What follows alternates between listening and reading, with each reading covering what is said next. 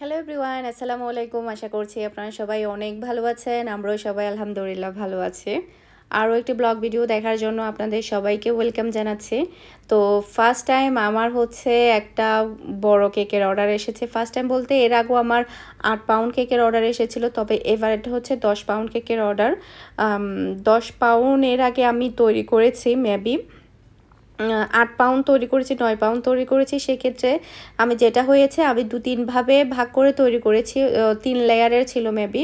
এরপরে হচ্ছে আরেকটা 8 পাউন্ডের এই সেম ডিজাইনের একটা কেক ছিল, ওটা হচ্ছে আমি ছোট ছোট করে 2-3 ভাবে ভাগ করে তৈরি করেছি। তবে আজকে আমি আপনাদের সাথে যে রেসিপিটা শেয়ার করতে যাচ্ছি, পুরো একসাথে 10 পাউন্ড কেক আপনারা তৈরি করতে পারবেন, সেই রেসিপিটাই আমি আপনাদেরকে শেয়ার করছি।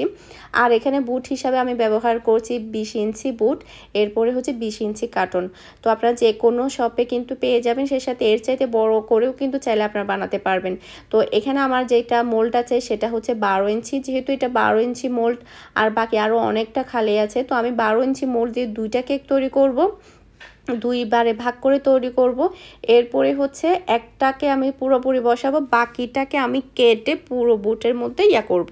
মানে কেকটা যেহেতু অনেকজন মানুষ আমাকে বলেছে 150 জন, 100 থেকে 150 জন মানুষ হবে, সে কারণে আমি একটু চ্যাপটা করে বড় করে কেকটা তৈরি করছি। তো তো এখানে হচ্ছে আমি এখানে যা যা দিচ্ছি তা সবই আমি শর্টকাটের মধ্যে আপনাদের সাথে শেয়ার করে নিচ্ছি। টোটাল আমি এখানে 6 কাপ পরিমাণ ময়দা, 6 চা চামচ পরিমাণ বেকিং পাউডার, তারপরে হচ্ছে 1/4 কাপ যে কাপটা থাকে ওটা দিয়ে হচ্ছে টোটাল 6 বার দিয়েছি। তারপরে এটাকে আমি ভালোভাবে মিক্স করে নিব। তো আপনারা এইভাবে যদি মেপে করেন তাহলে দেখা যাবে 10 পাউন্ড আরও প্লাস হবে, কিছুটা প্লাস হবে। ডেকোরেশন ভিত্তিতে এটা আসলে সম্পূর্ণ ডিজাইনটা ডেকোরেশনের উপরে ডিপেন্ড করে। ডেকোরেশন বেশি হলে তখন দেখা যায় কি একটু বেশি ওজন হয়ে যায়, আবার ডেকোরেশন কম হলে একটু কম ওজন হয়ে যায়। তো আপনারা এই রেসিপিটা ফলো করে বাসায় ট্রাই করতে পারেন, তাহলে ইনশাল্লাহ অনেক ভালো হবে। তো এখানে হচ্ছে সবগুলো ময়দা আমি একসাথে খুব ভালোভাবে চেলে নিয়েছি। তারপরে হচ্ছে আমি বেকিং পাউডার আর হচ্ছে কোকো পাউডার সব কিছুই ভালোভাবে চেলে নেব।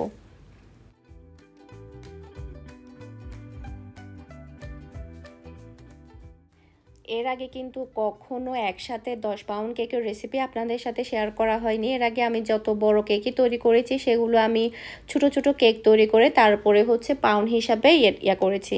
তবে এবারে যেটা শেয়ার করছি সেটা আমি 10 পাউন্ড কেক একসাথেই তৈরি করছি, একসাথেই বানাবো, 2 বারে বেক করে বানাবো। ঠিক আছে, সব কিছুই হচ্ছে আমি একসাথে মেজারমেন্টটা বলে দিব, এতে করে দেখা যাবে আপনাদের অনেকের হয়তো উপকারে আসবে ইনশাআল্লাহ।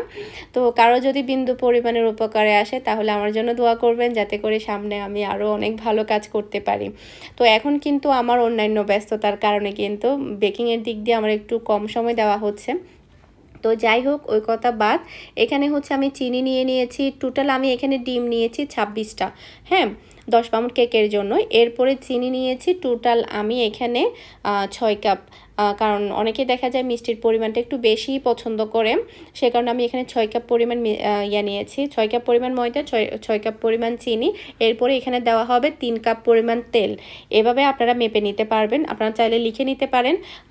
6 কাপ পরিমাণ ময়দা, 6 চা চামচ পরিমাণ বেকিং পাউডার, 1/4 কাপ হচ্ছে কোকো পাউডার 6 বার, এরপরে হচ্ছে ডিম 26টা, এরপরে হচ্ছে চিনি 6 কাপ, এরপরে তেল হচ্ছে 3 কাপ। তো এটাকে আমি সবগুলো চিনি অল্প অল্প দিয়ে খুব ভালোভাবে বিট করে নিচ্ছি। এমনভাবে বিট করতে হবে যাতে করে ফোমটা কোনো মতেই যাতে না পড়ে, আর হলুদ অংশ আর সাদা অংশ একদমই আলাদা রাখতে হবে, একসাথে যাতে একটুও যাতে বিন্দু পরিমাণে না মিশে, তাহলে কিন্তু এই ফোমটা কখনো হবে না। এরপরে হচ্ছে আমি হলুদ অংশটা ভালোভাবে মিক্স করে নেব, তারপরে হচ্ছে 3 কাপ পরিমাণ ময়দা দিয়ে এটাকে আমি ভালোভাবে বিট করে নেব। যেহেতু আমি একসাথে অনেকগুলো ডিম দিয়ে ফোমটা করছি, অনেকটা সময় লাগবে, আপনারা একটু সময় নিয়ে ধৈর্য সহকারে ফোমটা করবেন, দেখবেন কেকটা অনেক বেশি ভালো হবে ইনশাআল্লাহ। তো এখন হচ্ছে আমি তেল দিয়ে দিচ্ছি, তারপরে হচ্ছে এটাকে আমি অল্প অল্প করে মিক্স করে নিচ্ছি। আর আসলে আমারও কিন্তু একটু ভয় লাগছিল, যেহেতু আমি ফার্স্ট টাইম তৈরি করছি কেকটা, আমি তৈরি করার পরে 10 পাউন্ড হবে কি না হবে না এটা সেটা, আর দেখা যায় কি তৈরি করতে করতে অনেকটা মানুষের আইডিয়া চলে আসে। সেটা আমি বলি আপনাদেরকে, আপনি যখন কেকটা বানানোর পরে যখন আমি বলি 5 পাউন্ড কেক তৈরি করুন, ওটার জন্য আমি কেক বানালে কেকটাকে ফার্স্টে মেপে নেবেন। কেকের ওজন যদি হয় 2 কেজি, হ্যাঁ, তাহলে ক্রিম টিম এটা সেটা তো দেখা যায় 5 পাউন্ড আরও প্লাস হয়ে যাবে। কেকের ওজন যদি 1800 গ্রাম বা 1700 গ্রাম হয় তাহলেও কিন্তু এনাফ। ক্রিমেরও কিন্তু একটা ওজন থাকে। এভাবে আপনারা আইডিয়া করে নিতে পারবেন। আমিও কিন্তু অনেক সময় এভাবে আইডিয়া করে নিই যখন আমি বড় কেকগুলো তৈরি করি। কেকটা মেক করার পরে আমি একটু ডেকোরেশনের আগে মেপে নেই, দেখি যে এতটুকু ওজন হয়েছে, তার মানে ক্রিম টিম দিলে এতটুকু হয়ে যাবে। এটা কিন্তু মানুষের করতে করতে আইডিয়াটা চলে আসে। এরপরে হচ্ছে যে শুকনো উপকরণটা আমরা একসাথে চেলে মিক্স করে রেখেছিলাম, ওই শুকনো উপকরণটা আমি অল্প অল্প দিয়ে ভালোভাবে মিক্স করে নিয়েছি। আসলে বড় কেক তৈরি করা অনেকটা বেশি কষ্টসাধ্য, যেটা তৈরি করার পরে আমার আইডিয়াটা হয়েছে ছোট কেক কিন্তু নাড়তে বিট করতে অত বেশি টাইম লাগে না, তবে বড় কেকের ক্ষেত্রে অনেকটা বেশি টাইম লাগে, যেটা আসলে ধারণার বাহিরে। মিক্স করতেও কিন্তু অনেকটা সময় লাগে, শুকনো উপকরণগুলো পুরোটা ব্যাটারে মিশাতেও কিন্তু অনেক বেশি টাইম লাগে। তো যাই হোক, মানুষের কিন্তু সব ধরনের অভিজ্ঞতা থাকা ভালো।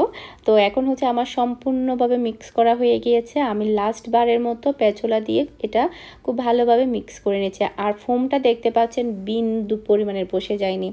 অনেকে দেখা যায় কি এমনভাবে মিক্স করে ফোমটা কিন্তু একদম অর্ধেক চলে আসে কিংবা পাতলা হয়ে যায় ফোমটা। এরকম হলে কিন্তু কখনো কেকটা ভালো হবে না।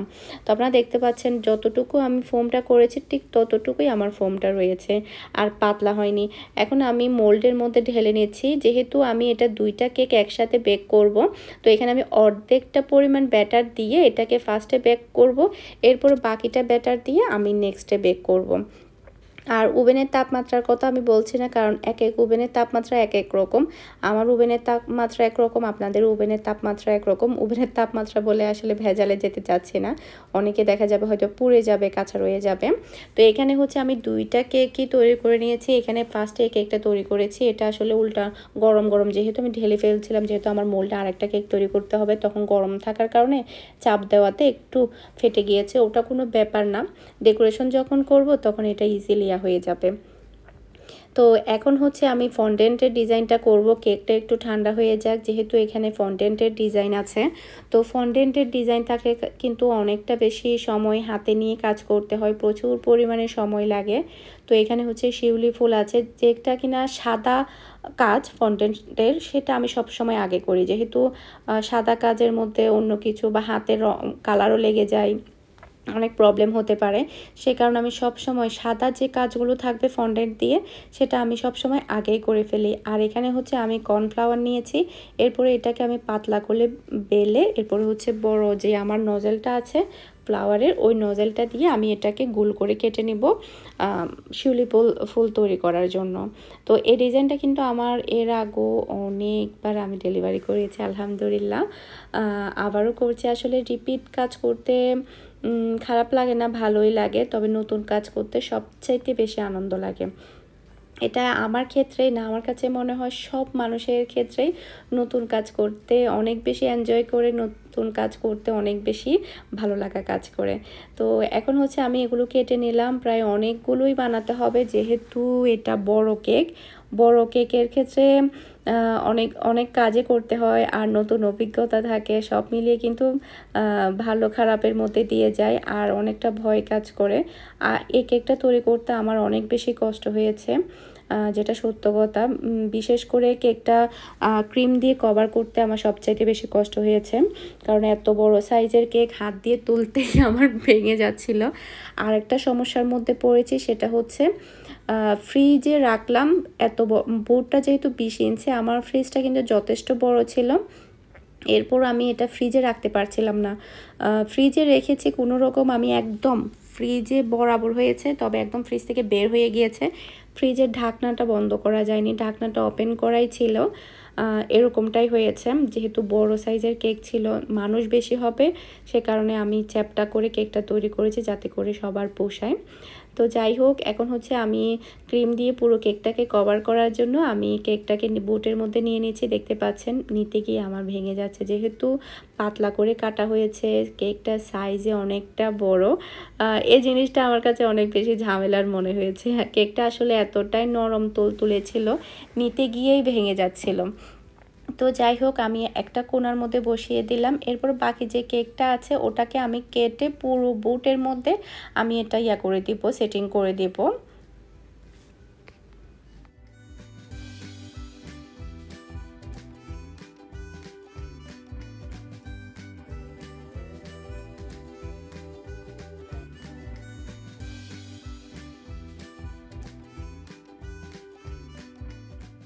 তো এখানে আপনারা দেখতে পাচ্ছেন পুরো বুটের মধ্যে কেকটাকে আমি সেটিং করে দিয়েছি। মাশাআল্লাহ কেকটা ভালোই বড় হবে। তো এরপরে হচ্ছে আমি এখানে ক্রিম দিয়ে দিচ্ছি ফার্স্টের লেয়ারে। ক্রিমটা দেওয়ার পরে পুরো কেকটাকে আমি আরেকটা লেয়ার দিয়ে তারপরে হচ্ছে আমি কভার করে নেব। আমি ফন্ডেন্টের কাজ অনেকটা বাকি রেখেছি, যেহেতু এটা আমার কিছুক্ষণ ফ্রিজে রাখতে হবে ক্রিমটা কভার করার পরে, যেটা কিনা বেশি সময় লাগবে শিউলি ফুল তৈরি করতে। সে কারণে আমি ফার্স্টে শিউলি ফুলটা তৈরি করে নিয়েছি। এখন আমি কেকটাকে কভার করে ফ্রিজে রেখে দেব। আর আজকে কিন্তু আমার আরও একটা কেকের অর্ডার আছে, সেটা হচ্ছে ডল কেকের অর্ডার। তো ডল কেকটা অলরেডি আমি হোয়াইট কালার ক্রিম দিয়ে কভার করে রেখেছি, জাস্ট হচ্ছে বাহিরের ডিজাইনটা করতে হবে। বাহিরের ডিজাইনটা করতে অত বেশি সময় লাগবে না, সে কারণে হচ্ছে আমি বড় কেকের কাজটা শেষ করছি। তো আজকে হচ্ছে আমার এই সুন্দর ডল কেকটার অর্ডার ছিল। তো আপু কিন্তু এর আগেও আমাকে কেক অর্ডার করেছে, তাও ডল কেকই অর্ডার করেছে। উনি আমার রিপিট কাস্টমার আলহামদুলিল্লাহ। তো আজকে যে দুইটা কেকই আমি ডেলিভারি দিচ্ছি দুইটাই রিপিট কাস্টমার ছিল। তো ডল কেকটা জাস্ট এখন আমি ডেলিভারির জন্য দিয়ে দেবো, যেহেতু ওটা রেডি হয়ে গিয়েছে। আর এটাকে হচ্ছে এখন আমি পুরো কেকটাকে লাস্ট ফিনিশিং যেটা আমি সেটা করে নিচ্ছি। পুরো কেকটাকে কভার করে তারপর হচ্ছে ফ্রিজে রেখে দেব। এরপরে হচ্ছে ইয়েলো কালার ক্রিম দিয়ে কেকটাকে আমি ডেকোরেশন করে নেব।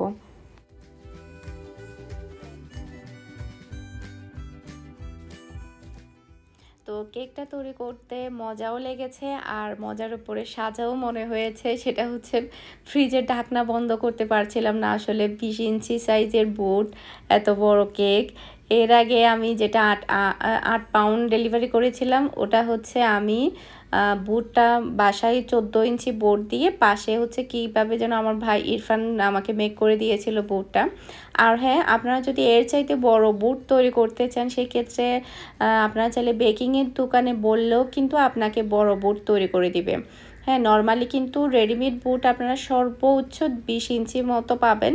20 ইঞ্চির উপরেও চাইলে আপনারা নিজেরাই অর্ডার করে তৈরি করে নিতে পারবেন। 15 ইঞ্চি সরি 25 ইঞ্চি, 22 ইঞ্চি কিংবা 30 ইঞ্চি। অনেকে দেখা যায় বিভিন্ন বড় বড় প্রোগ্রামে কিন্তু আরও বড় বড় কেক অর্ডার করে 20 পাউন্ড, 15 পাউন্ড। সেক্ষেত্রে আপনারা নিজেদেরই অর্ডার করে বুটগুলো তৈরি করে নিতে পারবেন। তো এখানে হচ্ছে পুরো কেকটাকে আমি ক্রিম দিয়ে কভার করে নিয়েছি। আলহামদুলিল্লাহ অনেকটা কাজ শেষ আমার এখানে। শুধুমাত্র আমার ফন্ডেন্টের যে কাজগুলো বাকি আছে আমি এখন শুধুমাত্র সেই কাজগুলো শেষ করব। এখন আমি এটাকে আবারও ফ্রিজে রেখে দিব, যাতে করে এটা একটু কুল হয়ে যায়। আর ফ্রিজের ঢাকনা আসলে কিছুটা বন্ধ করতে পেরেছি, পুরোটা আসলে বন্ধ করা যাচ্ছিল না।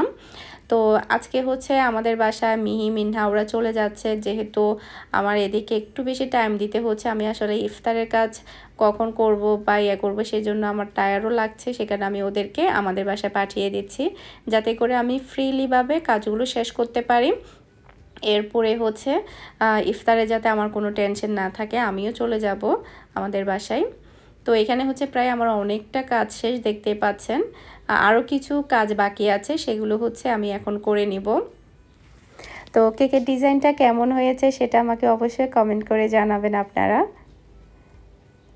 তো এখানে আরও শিউলি ফুল দেওয়ার আছে, সেগুলো হচ্ছে এখন দিয়ে দেব। শিউলি ফুলের যে ডাটাগুলো থাকে সেগুলো দেব, আস্তে আস্তে দিচ্ছি আসলে। তো পুরো কেকটাকে হচ্ছে আমি এখানে প্যাকিং করে নিয়েছি। অলরেডি ডেলিভারি ম্যান চলে এসেছে। ডেলিভারি ম্যানকে হচ্ছে আমি এখন প্যাকিং করে দিয়ে দিব। তো আপনাদের কাছে কেমন লেগেছে অবশ্যই জানাবেন।